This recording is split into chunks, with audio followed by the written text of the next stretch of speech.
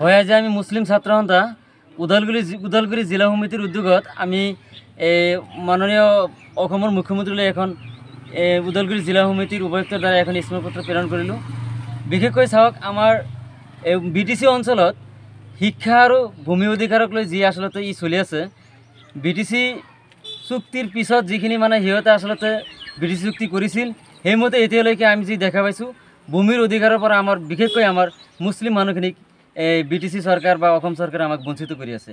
সেয়ে আমি আজি উদালগুৰি জিলা উপায়ুক্তৰ জৰিয়তে মাননীয় মুখ্যমন্ত্ৰীলৈ এখন স্মাৰকপত্ৰ প্ৰেৰণ কৰিলোঁ।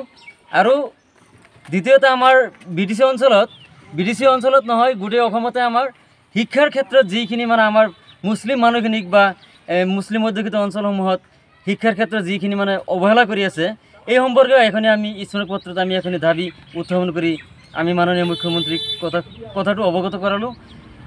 যিখিনি আমি আসলতে এই বিদ্যালয়সমূহত ছাত্ৰ অনুপাতে শিক্ষকৰ ব্যৱস্থা কৰিব লাগিছিল, আসলতে আমাৰ BTC অঞ্চল বা গোটেই অসমতে তেনেকুৱা ধৰণৰ আমি দেখা নাই।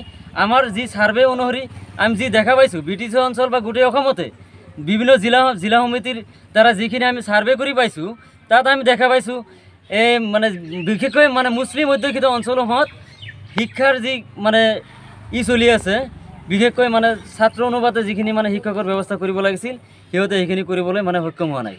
আৰু আসলতে মানে শিক্ষাৰ ক্ষেত্ৰত যিখিনি মানে আমাৰ বিদ্যালয়সমূহৰ মানে গৃহৰ নিৰ্মাণৰ ক্ষেত্ৰত যিখিনি মানে সিহঁতে কাম কৰিব লাগিছিল BTC চৰকাৰ বা অসম চৰকাৰে এইখিনি কৰা নাই। সেই উপলক্ষে সেইখিনি কথা আমি অৱগত কৰাৰ কাৰণে আজি উদালগুৰি জিলা উপায়ুক্তৰ জৰিয়তে আমি মুখ্যমন্ত্ৰীলৈ এখন স্মাৰকপত্ৰ প্ৰেৰণ কৰিলোঁ। আসলতে আমাৰ 3 দফীয়া কাৰ্যসূচীৰ দাবীৰে আমি আসলতে আমাৰ স্মাৰকপত্ৰখন প্ৰেৰণ কৰিলোঁ। তাত মানে যিখিনি আমি দাবী দিছোঁ আসলতে আমাৰ গোটেইখিনি আমাৰ জ্বলন্ত সমস্যা বুলি আমি ক'ব লাগিব।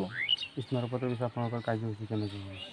এইখিনি আমি দাবী মানে ইতিমধ্যে আমি মাননীয় অসমৰ মুখ্যমন্ত্ৰী তথা BTC চিফ প্ৰমোদ বড়ো মহোদয়ক আমি দাবীখিনি আমি উত্থাপন কৰিলোঁ বা আমি দাবী মানে আমাৰ স্মাৰকপত্ৰৰ জৰিয়তে আমাৰ দাবীখিনি মানে উত্থাপন কৰাৰ উপৰিও আমি কথাখিনি অৱগত কৰালোঁ। যদি ইহঁতে ইয়াৰ ওপৰত কোনো ধৰণৰ গুৰুত্ব নলয় তেনেহ'লে আমি আসলতে আমি গণতান্ত্ৰিকভাৱে আমি আন্দোলনৰ কাৰ্যসূচী ল'বলৈ মানে বাধ্য হ'ম।